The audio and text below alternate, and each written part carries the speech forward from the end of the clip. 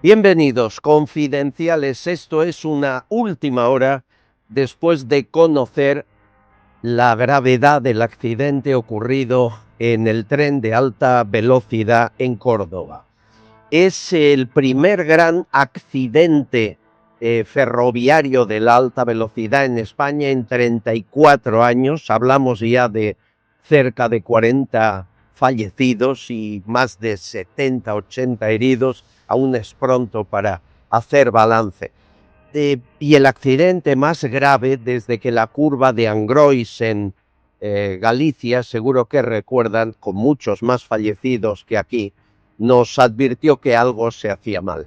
Este espacio no quiere contarles solo la última hora, sino ir un poco más allá, saber lo que no cuentan, lo que a menudo nos están escondiendo, los pactos extraños entre políticos para que no conozcamos la verdad, algo que ocurre a menudo cuando hay un accidente múltiple. Miren, en la mente de un político a esta hora no estará pensando cómo salvar vidas o cómo dimitir o cómo ayudar a las víctimas, no. Estará pensando cómo salvarse él de la quema o cómo acusar a la oposición. A menudo, cuando este accidente de aquí meses o años llegue a juicio, el peor enemigo de las víctimas será el Estado. Sí, les va a racanear hasta la indemnización. Esta es la realidad que le queremos contar en este especial. Y lo primero y principal, decir que España tiene una de las mayores líneas y mejores de alta velocidad del mundo junto a China, pero también la peor mantenida. Aquí se invierte mucho para hacer la línea de alta velocidad, pero luego muy poco para mantenerla en buen estado. Y en los últimos años el número de operadores se ha multiplicado. Antes era solo Renfe, luego se añadió Irio, Oigo, y diferentes compañías usan las mismas vías para hacer trayectos, con lo cual se necesitaría multiplicar el mantenimiento. Quizá esa es la causa por la que desde que está Sánchez en el gobierno se han doblado, y digo bien doblado, el número de accidentes en líneas férreas en nuestro país. ¿Qué está pasando? ¿Es negligencia? ¿Es solo falta de mantenimiento? ¿Es falta de presupuesto? Miren, seguro un accidente lo provocan muchos factores, pero no olviden en qué país estamos. Yo les hablo desde un país en el que el anterior ministro de Transportes está en la cárcel. Sí, José Luis Ábalos. En el que la presidenta de Adif, que es quien se encarga de que el mantenimiento esté bien, Pardo de Vera, está imputada de 5 delitos y con un pie a punto de entrar en prisión. En el que Koldo García, que está en la cárcel, amigo fontanero del PSOE y de Sánchez, le nombraron consejero de Renfe Mercancías, consejero. Y la prostituta del ministro, Jessica, adjunta a la dirección de Adif. Al final las cosas suceden también por algo, porque la corrupción lo puede todo, lo ensucia todo, y la consecuencia es que si una partida de dinero se va al bolsillo de todos los que he nombrado y muchos más, no se va a mantenimiento. Para lo importante a veces no hay presupuesto y para lo superfluo sí lo hay. Quiero que vean la imagen de cómo es la recta donde se ha producido este accidente. Fíjense que no había en principio peligro ninguno. Es a la salida de Córdoba. El accidente fue brutal y los primeros momentos, están viendo imágenes, además de noche, la gente estaba francamente en shock, no sabían qué hacer. Las maletas volaron, varios vagones dieron lo que llaman un latigazo y saltaron por encima de otros, cayeron a un pequeño barranco lateral. Quiero que vean esta imagen, es importante. Es el equipo central de inspecciones oculares de la Guardia Civil. Está tomando muestras del lugar en el que se partió la vía, lo que oyen, se partió la vía. Van a ver después una imagen más concreta, pero fíjense, los travesaños de cemento están partidos por la presión que hizo el tren al descarrilar. Pasó por encima de ellos con las ruedas y eso demuestra la velocidad y la fuerza con la que descarriló. Causa del descarrilamiento, y todo con mucha prudencia, según esta imagen, que la vía estaba partida. Y este plano, mientras inspecciona un técnico de cómo se partió la vía, es la que determinará si hablamos de accidente o de sabotaje. Es cierto que en la derecha de esa vía partida hay partidos unos 40 centímetros de vía, es mucho tramo.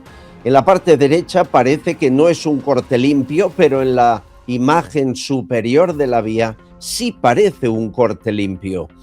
Estamos hablando de mala conservación, de sabotaje. Fíjense en la pieza suelta que hay entre el número 1 y 2.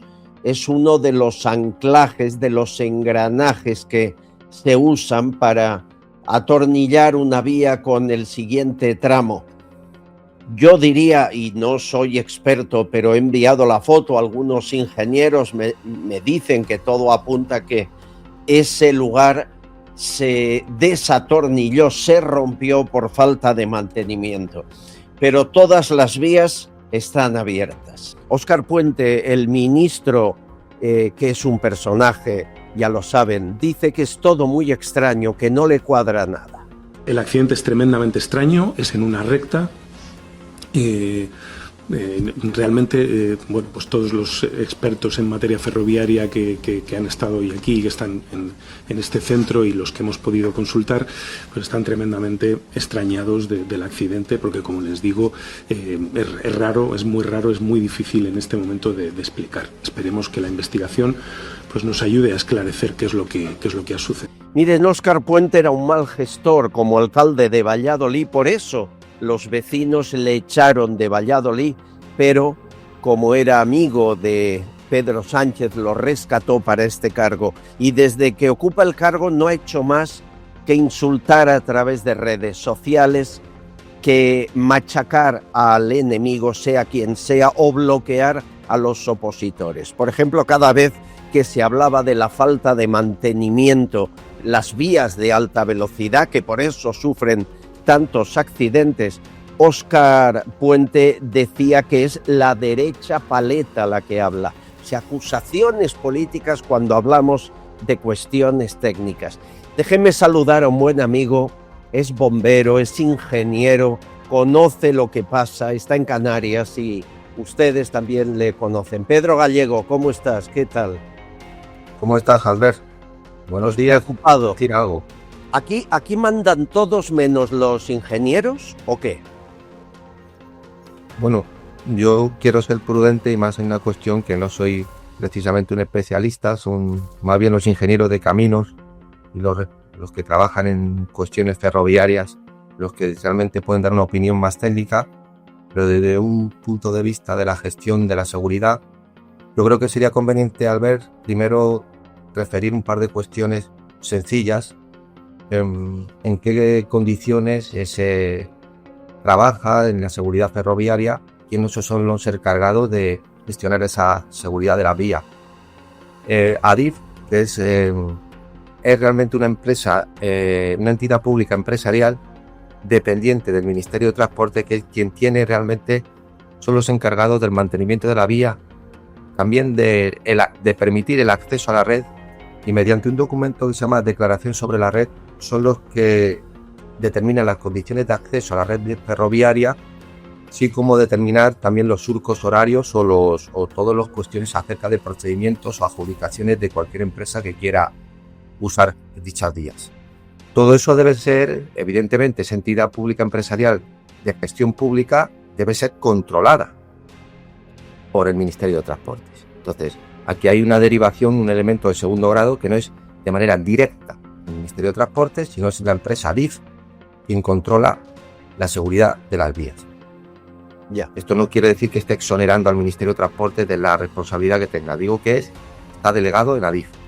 Sí, pero por ejemplo, Pedro, tengo aquí desde octubre de 2022, Adif hablaba de errores y averías justo en este punto donde se ha producido el choque. Quiero que vean pantallazos por avería en la catenaria de Adamuz, año 2022. En 2023 hay 1, 2, 3, 4, 5, 6, 7 avisos. Lo mismo en 2024 y en 2025, siempre retrasos puntuales en trenes de larga distancia por incidencia en la estructura de Adamuz. Siempre aparece esa población al lado de Córdoba, Adamuz. Infinidad de averías. La última es de el día 23 de diciembre, la están viendo. Los trenes de alta velocidad entre Madrid y Andalucía pueden registrar retrasos, desvíos por una avería en Adamuz. ¿Esto era la crónica de un accidente anunciado? Bueno, en este sentido, hay un ingeniero de caminos que ha salido hace pocos minutos, creo, o ayer por la noche en Televisión Española, dice de manera expresa que todo el tramo de la vía donde se ha producido el accidente fue renovado en mayo. Eso es lo que él asegura. Bien, para terminar como corolario lo que he dicho antes, es la Agencia Estatal de Seguridad Ferroviaria la que homologa y la que autoriza los servicios de los trenes. Es decir, la que da el visto bueno para que un tren pueda circular, esté en condiciones de circular. O sea, es otro organismo diferente. Con esto lo que quiero decir es que se solapan diferentes organismos, no depende de uno solo, y ahí es donde se cruzan las responsabilidades o se delegan a pesar de haber puesto de manifiesto una irregularidad. ¿Ok? O sea, eso es importante ponerlo de manifiesto. Según los pocos expertos que se han pronunciado sobre este asunto, porque falta mucha información, lo que se ventila es que posiblemente, lógicamente, esto es una cuestión gravísima, que no nos engañemos, tiene un trasfondo político. Lo que se ventila es que puede haber sido uno de los fallos de las ruedas traseras del tren, sin perjuicio de que haya que revisar el anclaje de las vías, las soldaduras, determinados elementos de la infraestructura ferroviaria, a ver si estaba realmente en condiciones o había algún error, algún fallo. Como digo, aquí hay que esperar a que se hagan las investigaciones pertinentes, se determinen determinadas cuestiones, pero si quieres vamos al plano que creo es el que tú realmente sí me has puesto en contacto conmigo. Vamos a él, pero antes quiero mostrar otro documento. 8 de agosto. Según este ingeniero que ha salido en Televisión Española, como se hizo el arreglo en marzo, esto debería funcionar bien. Bueno, pues en agosto, sindicato SEMAF, el de los maquinistas. Les comunico nuestra profunda preocupación por el estado general de las líneas 010, 030. A ver, la que se ha producido el accidente es la 010. Y dicen que hay baches, garrotes, descompensación de la catenaria, falta de confortabilidad y fiabilidad en los viajes. Pide que se baje la velocidad, que no pasen de 250 por hora, porque si van a 300 kilómetros por hora o más, la situación es de seguridad. Y acaba diciendo, esperando se tomen las medidas oportunas de forma inmediata, para garantizar la seguridad de las personas trabajadoras y de las personas viajeras. Firma Luis Ángel Alonso, secretario del área técnica del SEMAF. Según nuestra información, no se tomó medida ninguna.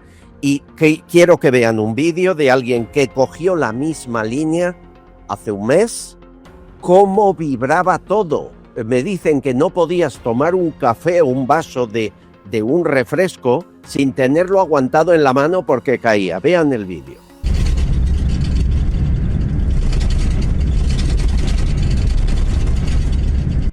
Pedro, ¿qué puede significar que vibre tanto el convoy? Y después, ¿por qué a los maquinistas me da la impresión, ellos advierten, pero no se les hace caso.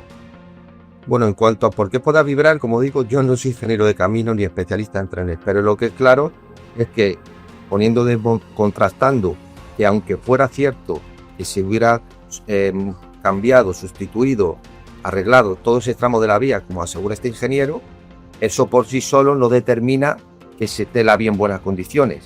Si posteriormente ha habido una serie de referencias, de informes, de denuncias por parte de los sindicatos o los responsables de la gestión directa del mantenimiento de las vías o de los propios maquinistas de los trenes o conductores del tren, donde hay una serie de fenómenos que son anómalos en la circulación de los trenes, pues evidentemente debería haberse hecho la revisión pertinente, haberse tomado medidas. Y una cosa no es incompatible por la otra. Puede haberse tomado una medida de revisión o de reforma de cualquier infraestructura y hacerse mal, o no hacerse de manera completa, o haber errores. Entonces lo que tú me dices es que acto seguido, posteriormente a esa supuesta renovación de las vías, hay algo que no funcionaba y que ya se había puesto de manifiesto esa situación. Entonces eso es lo que, si eso es como redactas o como me cuentas, pues es algo grave, evidentemente, muy grave. Aquí tú siempre acusas a las diferentes organizaciones debajo del Estado que se van pasando la pelota una a la otra y se coordinan mal.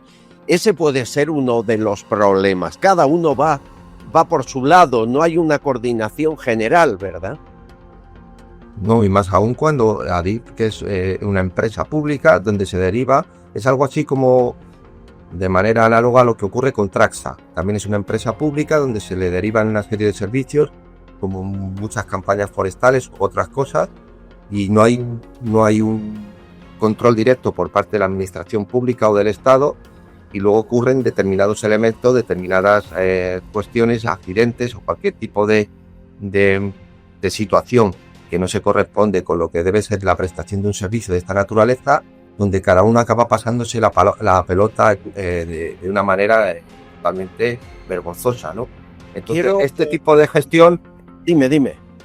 No está el tipo de gestión que no hace eficaz y eficiente un servicio.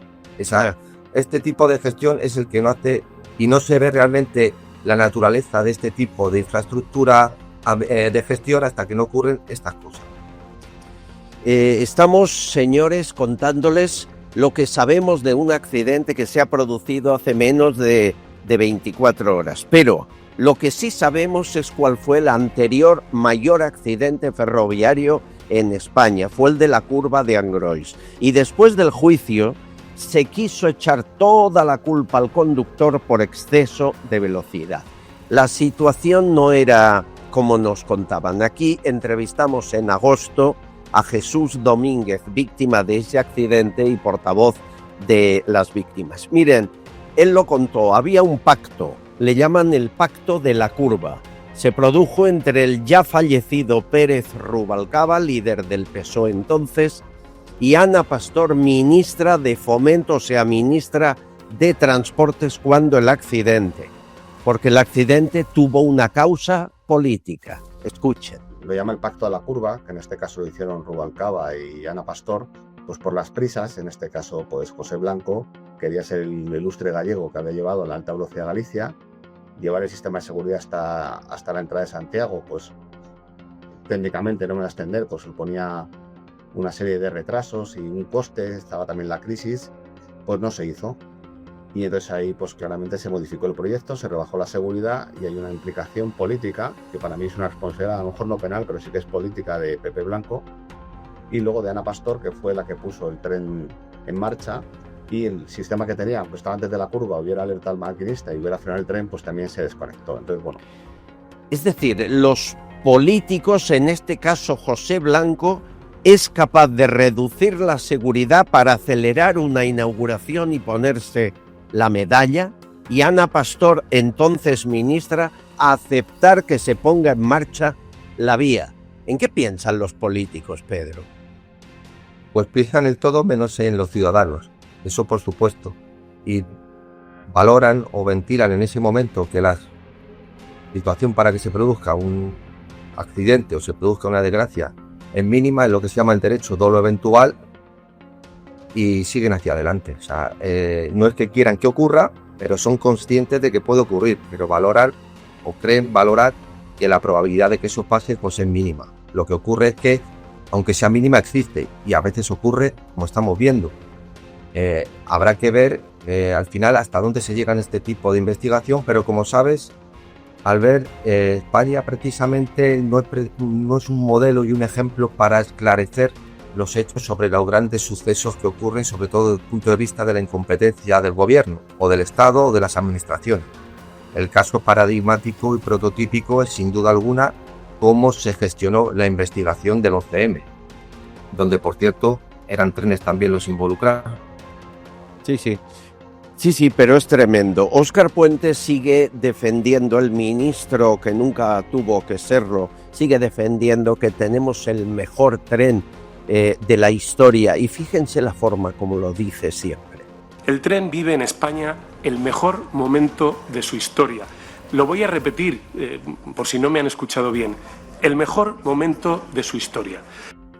Esta coletilla de quiere que se lo repita, nos suena mucho a Sánchez, a Bildu, con Bildu no vamos a pactar, es un alumno aventajado de Sánchez. Señores, ¿sabes lo peor, Pedro? Que luego, cuando haya juicio, se las cargará un ingeniero, con perdón por la frase, de medio pelo, un técnico que acabará siendo responsable de lo que ocurra, porque los pactos a alto nivel hacen que nunca se señale al responsable político. Es muy difícil que un cargo público acabe en prisión condenado por algo como esto, ¿no? Muy difícil, eso lo vemos todos los días. Además, el mecanismo con el que opera la administración siempre es hacer todo a través de un informe ad hoc. Es decir, yo te encargo a ti, como ingeniero o como técnico de la administración, que es cualquiera, pues que me hagas un informe que diga esto.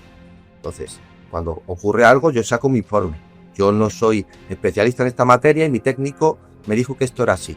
Y ese es el modus operandi normal de todas las administraciones, no del gobierno, o sea, desde el ayuntamiento más pequeño de España hasta el gobierno del Estado. Esa es la forma de operar.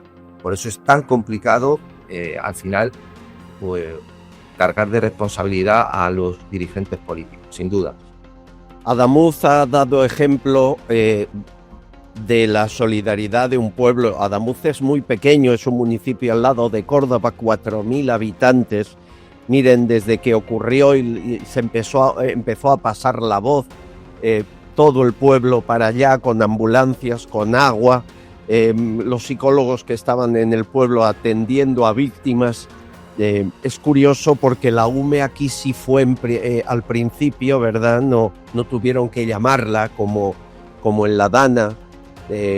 Al final, lo de solo el pueblo salva al pueblo, sin duda es cierto, ¿no, Pedro? Bueno, de alguna manera, tristemente, España se ha convertido en un acto de solidaridad continua por parte de todos los ciudadanos, porque parece que ya tenemos un reflejo reactivo a que cuando ocurra cualquier desgracia tenemos que ser nosotros mismos los que pongamos de nuestro lado para que la cosa funcione. De algún modo nos pone como ciudadanos, como compatriotas o conciudadanos en un punto muy alto, pero al mismo tiempo es bastante triste que en un estado donde se financian con tantos impuestos servicios esenciales, seamos nosotros mismos, los ciudadanos de a pie, en muchos casos, los que tengamos que suplir la ineficacia e ineficiencia del Estado para garantizar la seguridad más básica. Oye, ¿y cómo le explicamos a la gente que falta mantenimiento, que falta dinero, que falta inversión, pero lo hay para colocar amantes, prostitutas, amigos, enchufados, o lo hay para conceder 247 millones de euros a Marruecos y a Uzbekistán para que hagan su tren, o prestar 1.000 millones para el metro del Cairo? ¿Cómo lo explico esto? Hombre, desde el punto de vista racionalista, que es lo que me preguntan, no tiene explicación. Desde el punto de vista utilitarista, en el sentido técnico de ese término, pues los partidos hacen un balance de lo que les cuesta toda esta serie de desmanes o de fallos, vamos a decirlo así, en su programa y las ventajas que sacan por otro lado. Es decir, el balance hasta ahora a ellos les compensa electoralmente seguir en esta línea. Si la gente no se da cuenta y despierta que este sistema no puede seguir continuando de esta manera, no se puede seguir funcionando de esta forma, pues ellos seguirán pagando este peaje, valga la expresión, triste expresión hoy, porque saldrán ganando todavía electoralmente. Esto es una maquinaria electoral nada más. Aquí nadie cree, ni mucho menos las cúpulas de los partidos, en nada de lo que predican. Simplemente calculan su nicho de electoral y hacen una política ideológica dirigida a captar esos votos. Y en este sentido es como se opera. Saben que de vez en cuando tienen que pagar un peaje por determinados errores en el programa o fallos o determinadas cuestiones como estas que les salen mal, pero en modo alguno van a rectificar su modo de operar si no ven un daño electoral. Lo que ellos llaman pagar un peaje, nosotros lo pagamos con la vida, ¿eh? Cuántas muertes está provocando este tipo de negligencia. Señores, hay una forma de actuar que es la que tenemos en España desde hace años, casi décadas, y hay otra que es la que deberíamos tener. ¿Para cuándo el golpe en la mesa y decir basta y empezar a hacer las cosas bien? Esa pregunta la tenemos todos hoy en la memoria y el recuerdo a los fallecidos, que es lo más importante. Pedro, gracias, que sé que estás de guardia en tu trabajo de bombero. Gracias por estar con nosotros y abrazo inmenso. Cuídate mucho, Pedro. Un fuerte abrazo a todos. Amigos, que sea el último accidente y estaremos muy pendientes de la investigación. No va a pasar otra vez lo de Angrois. Investigamos. Castillón Confidencial, de Albert Castillón.